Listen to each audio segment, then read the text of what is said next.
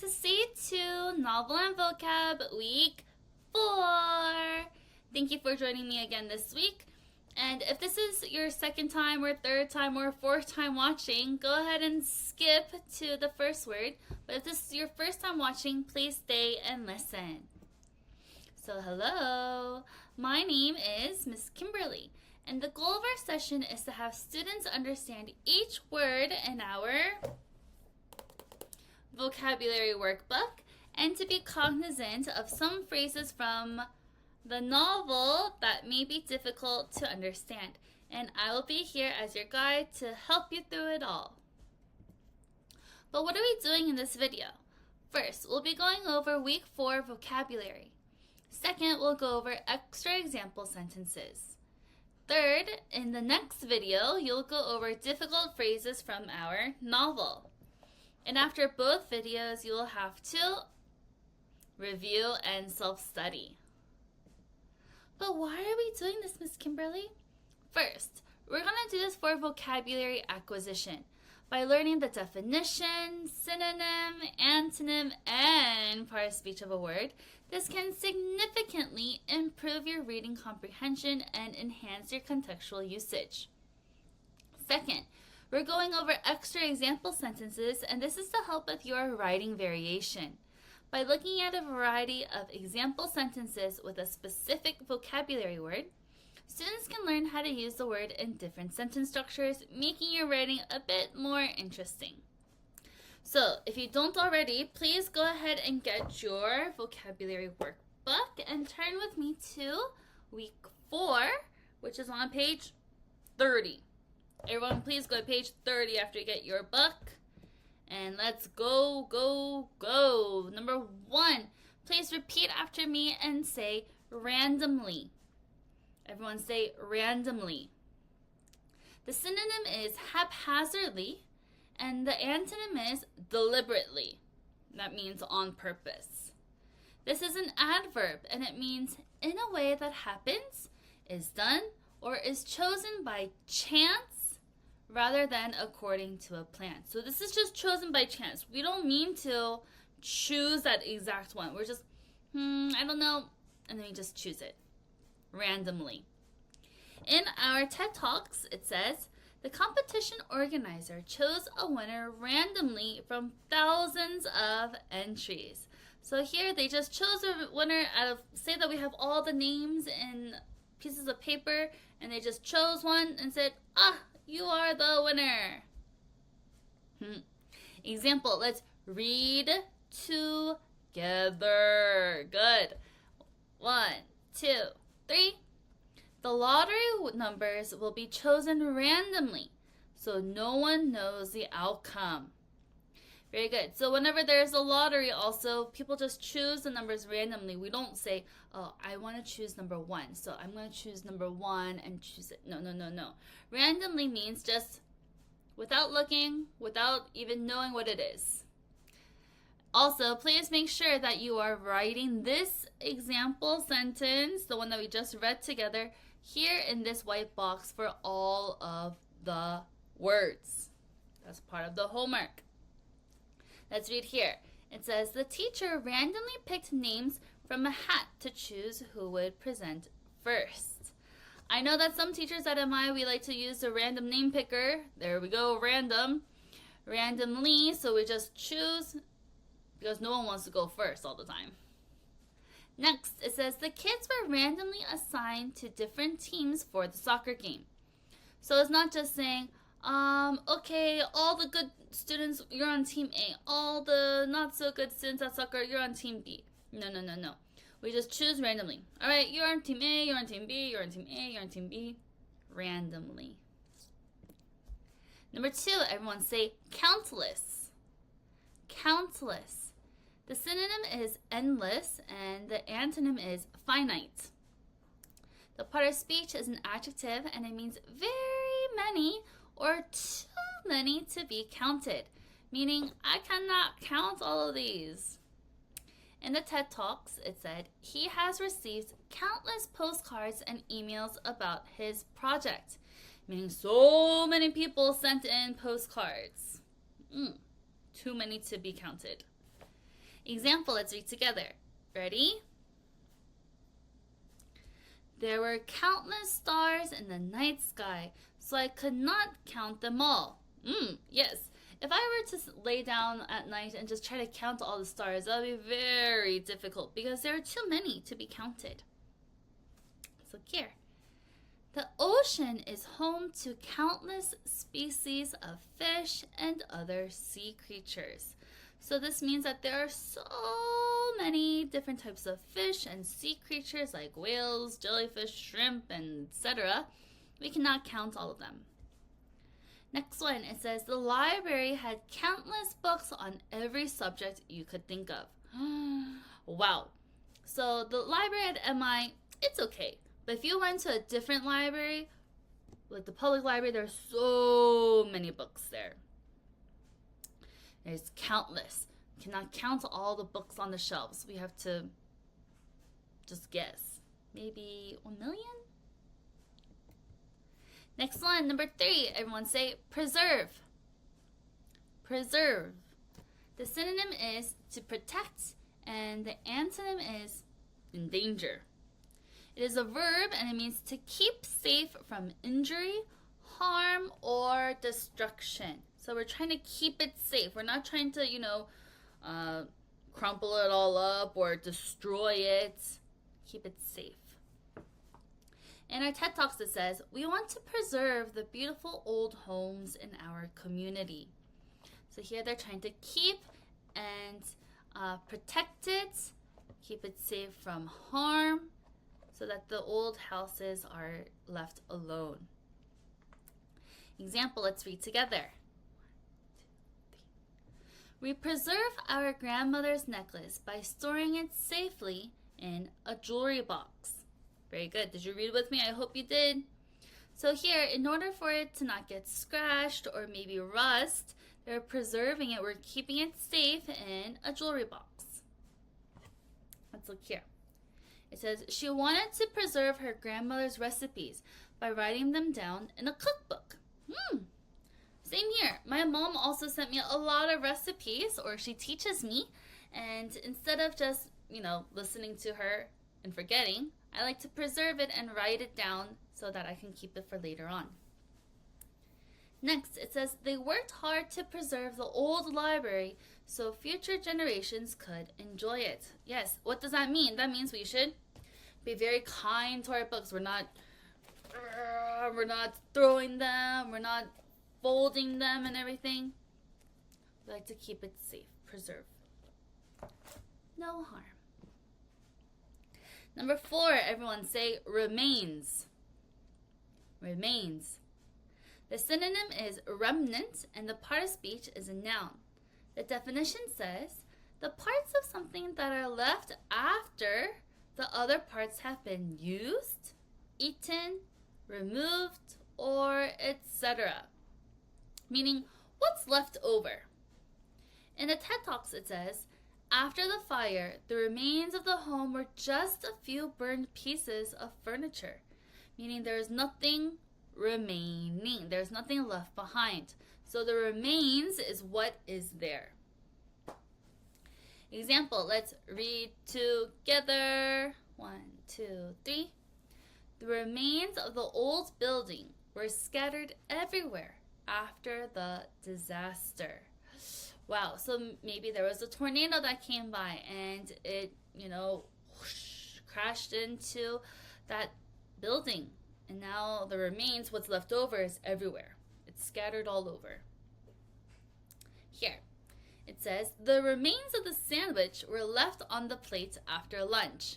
Yes, that's kind of like me. Whenever I eat a sandwich, I don't like to eat the crust, the outside part of the sandwich bread.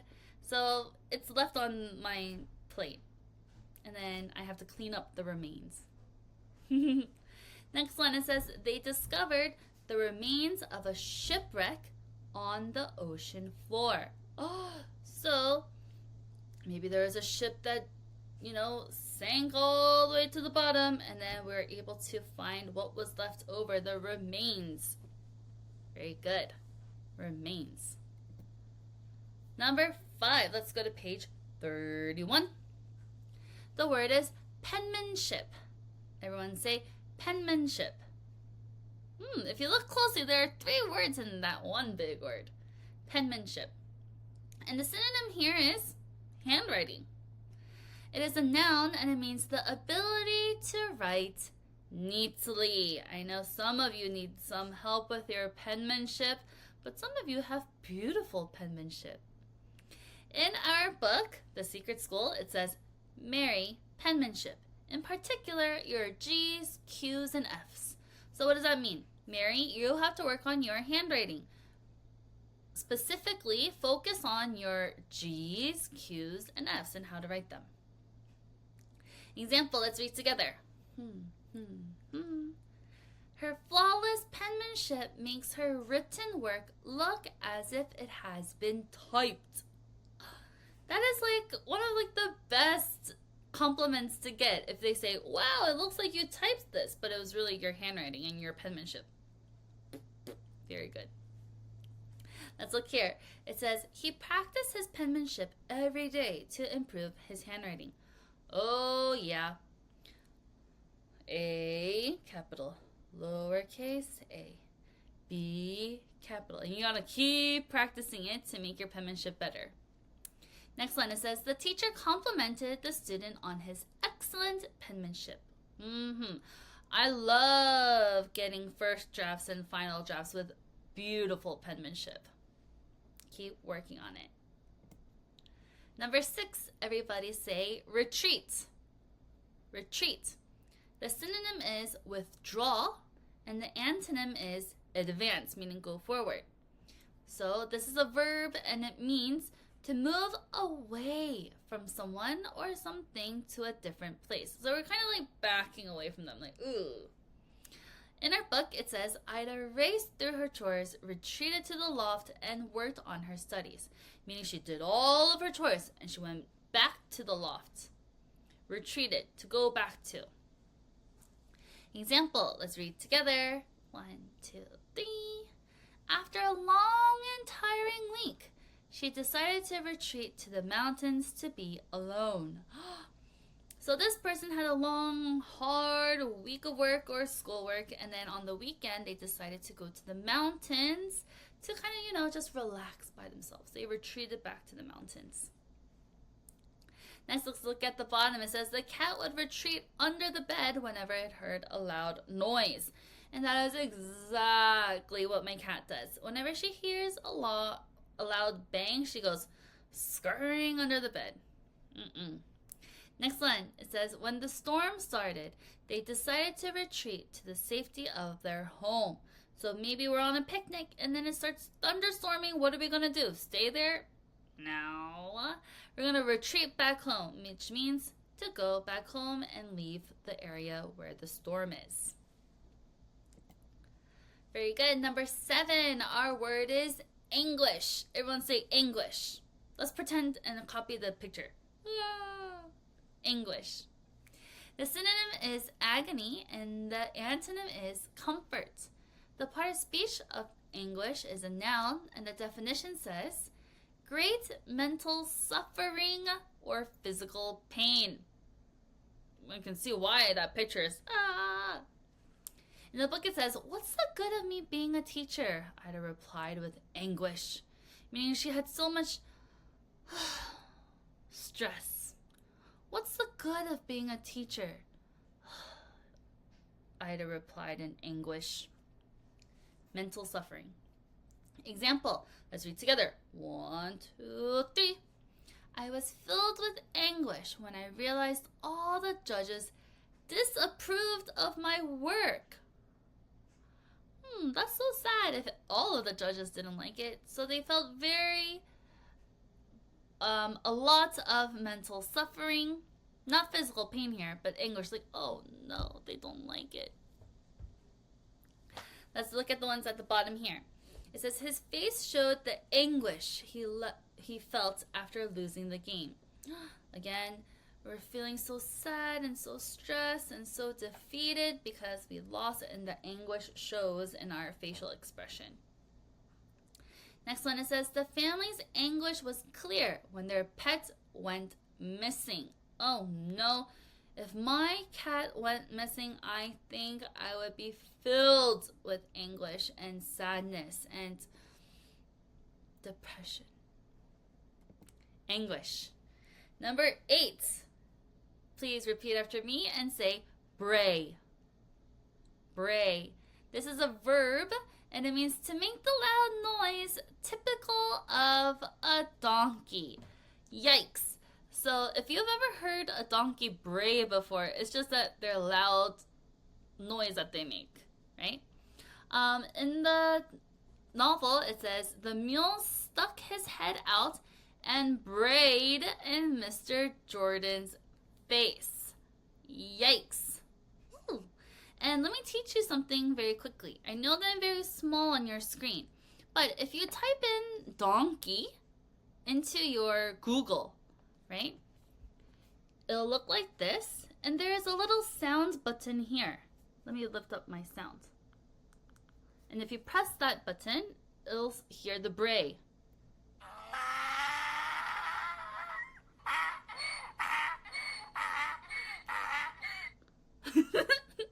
It's a little fun thing on Google. You can do this with any other animal. But there you go. That was the sound of a donkey braying. Let's read the example together. 1, 2, 3. Her pet donkey brayed happily as it walked around the park.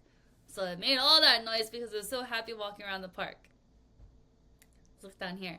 It says we could hear the donkey bray from across the field. Yikes. So say that the field was really big, I could still hear that donkey braying. Next one. It says the donkey began to bray loudly, waking everyone in the barn. How would you like to wake up to the sound that I just let you hear? I would not like it at all. Number 9. Some of you may already know this word, but that's great. One less word to memorize. Everyone repeat after me and say cross. Cross. And this does not mean to cross your arms like this, but the synonym is irritated and the antonym is pleased. The part of speech is an adjective and it means angry and annoyed. So if you don't know this word, you can always remember like this. When you're angry or annoyed, what do you do with your hands? Do you wave them around like this when you're angry? No. You cross your arms and right? So you can think of crossing your arms. What emotion is that? Anger. In our novel, it says, can't use the school, can I? Ida said, suddenly feeling cross. She felt angry. Next one. Example, let's read together. 1, 2, 3. My mother had a cross look on her face when I broke her favorite vase. I'm sorry if you broke the vase. I'm sure your mother will be very cross. Breaking something that expensive. Next here, it says their mom, another one, mom. Their mom was cross because they didn't clean up their room. This happened to me when I was your age too. My mom would always tell me, clean your room, Kimberly. And I would be like, okay, I'll do it. But then I started just reading a book. And then by the time maybe 4 hours passed, my mom comes into my room. She's like, Kimberly, your room is not clean. And she was very cross. And I was like, I'm sorry. And then I stopped reading and I started trying to clean. Next line, it says she was cross with her brother for taking her toys without asking. Yikes. So yes, make sure that if you want to take someone else's toys, you ask them first before they get cross and angry. Number 10, everyone repeat after me and say rag on. Rag on. The synonym is insult and the antonym is compliment. This is a phrasal verb but also slang, and it means to tease or mock someone. So you're making fun of someone. Rag on. I'll also go over this in my next video, but in the textbook or in the novel, it says, no kid is gonna say they like school because if they do, other kids will rag on him, make fun of him. Example, 1, 2, 3. If you rag on your friends, you might hurt their feelings. So you shouldn't do that. Next one here, it says his friends like to rag on him for his funny haircut. I've done that before. One time my brother got a really funny haircut and I ragged on him, which means I made fun of him. Next one, it says the teacher scolded the bully who ragged on the other student. So yes, the teacher will make sure that the bully gets in trouble after ragging on someone. Number 11. Oops, we're on page 32. The next word is uppity. Everyone say uppity. The synonym is arrogant and the antonym is humble. It is an adjective and it means snobbish or acting self-important, meaning they just think they're the best. They're like, uppity. In our novel, it says, sometimes I think he gets fretted up about me knowing more than he does. Worries I'll get uppity, meaning he worries that I'm going to get acting like I'm more important. This is when, I shouldn't tell you. Should I? This is when somebody was talking to Ida about their dad who doesn't like them to really study and go to school. Example. Let's read together. 1, 2, 3. The uppity woman would not listen to the manager and demanded a refund. So, yikes. As you can see in that picture up there, that woman is being very uppity. She's like, I'm not going to listen to you. Just give me my money back. It's a bit snobbish. Here it says, he acted uppity thinking he was better than everyone else because of his grades. So that's not a nice thing to do. If you get all A's, you should maybe help another student. You shouldn't be like, oh, I'm better because I got a 95 and you only got a 92. That's not very nice, right? Next one, it says, my mom always told me to stay humble and kind instead of being uppity. Again, so don't act like you're the best at everything, which is uppity. Number 12, everyone say sharply. Sharply. And the synonym is critically, and it is an adverb, and it means in a harsh, critical, or angry way. In the book, it says, Ida, her mother interrupted sharply, your pa's not trying to drive a bargain. So here, when Ida and her dad were talking about something, her mom interrupted very sharply, like, Ida, so scary. Example, let's read together. 1, 2, 3. Miss Jones scolded the student sharply for being tardy. Yikes, it could happen, but I guess the student maybe was tardy a lot, so maybe the teacher got angry and said it sharply, but I wouldn't. Let's look here. It says, he looked at her sharply when she interrupted him. So it's like, oh, why did she interrupt me? And looking at her sharply. Or next, it says, she spoke sharply to her brother when he broke her favorite toy.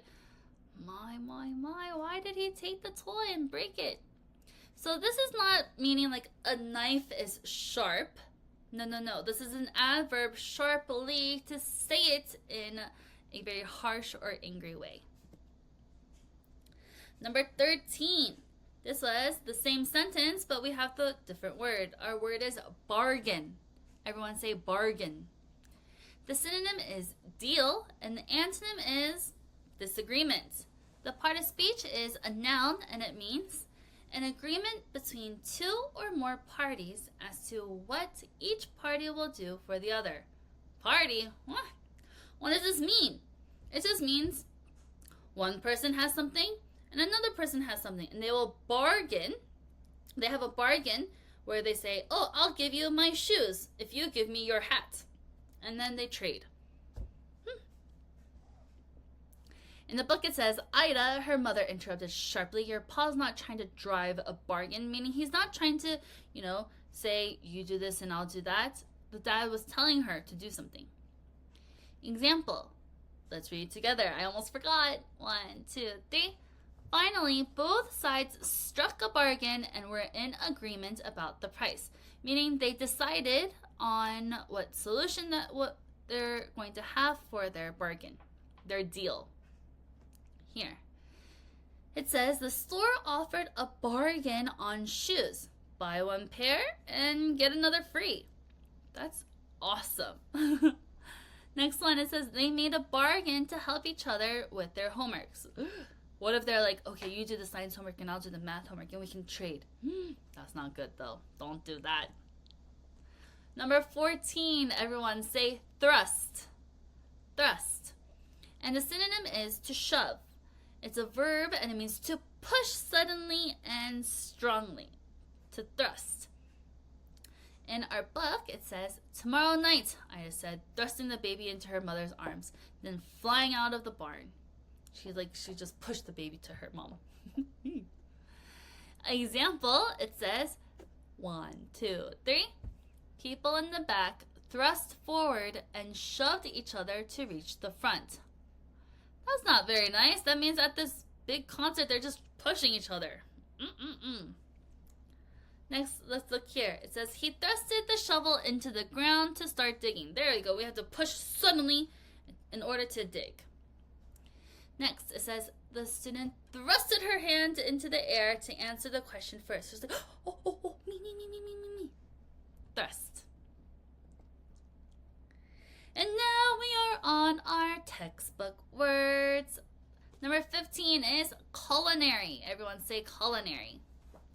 It is an adjective and it means of or relating to the kitchen or cooking. So something about cooking or something about the kitchen.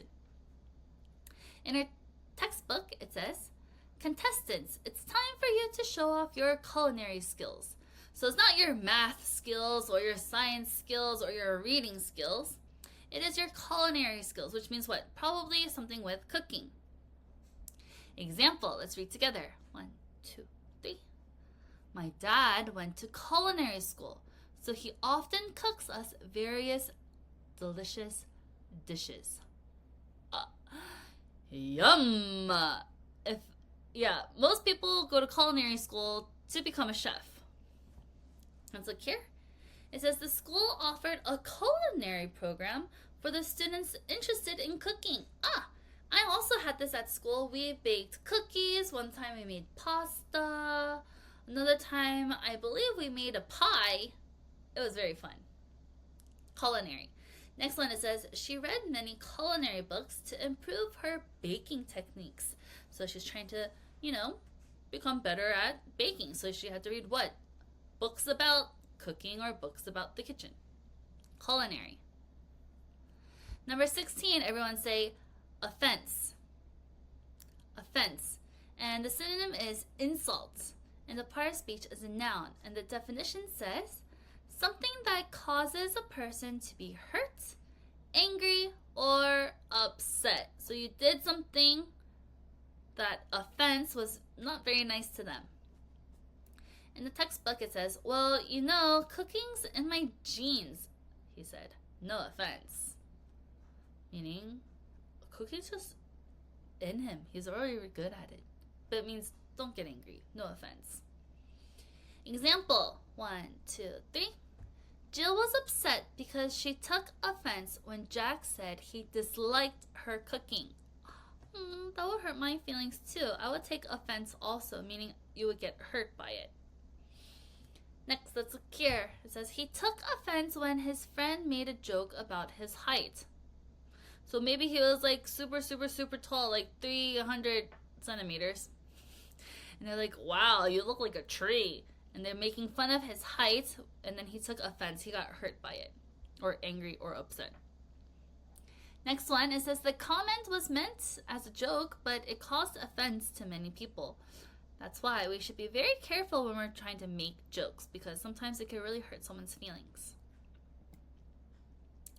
Number 17, our word is crestfallen. Everyone say crestfallen. And the synonym is dejected. And the antonym is encouraged. It is an adjective and it means disappointed or sad because of having failed unexpectedly. So you didn't think that you were not going to do such a good job, or you thought you were going to do a good job, but you didn't, so you felt crestfallen. In our textbook it says, in the end, Martina didn't win the cook-off, but she was crestfallen. Meaning she thought she was going to, but she failed. So she felt a bit sad and disappointed. Example. 1, 2, 3. The boy was crestfallen when no one chose him to be on their soccer teams. That's so sad to be the final one chosen. Of course, you would feel crestfallen or sad and disappointed. Next, it says he looked crestfallen when he saw his low test score. So it's like, oh no, 10%. I'm sure none of you get 10%. Next line, it says the team was crestfallen after losing the championship game. So they all felt sad and disappointed. Number 18, please repeat after me and say opt. Opt. The synonym is decide, and it is a verb, and it means to choose one thing instead of another. And in our textbook, it says she still could have separated the egg whites from the yolks and opted for olive oil instead of butter. Meaning, what did she do? She decided to choose olive oil instead of butter. So she made that choice. She opted for the olive oil. Example, let's read together. 1, 2, 3. Instead of eating junk food, I am going to opt for something healthy today. So maybe some carrots, celery, broccoli instead of French fries. Let's look here. It says they opted to stay home and watch a movie rather than go out. So instead of watching a movie at the movie theater, maybe over at Shinsege, they decided to stay home and watch something on TV instead. Next one, it says she decided to opt for the blue dress instead of the red one. Very easy. Instead of choosing the red one, she chose the blue one. She opted for the blue one. Wow. Number 19 on page 34 is suitable. Everyone say suitable. The synonym is appropriate and the antonym is unsuitable. And it is an adjective which means acceptable or right for a particular purpose or occasion, meaning it fits it very well. Example, let's read together. 1, 2, 3. Using an umbrella and wearing a raincoat are suitable ideas for rainy days, right? We don't use an umbrella or wear a raincoat when it's nice and shiny. Actually, you may use the UV umbrella, but you wouldn't wear a raincoat on a sunny day, right?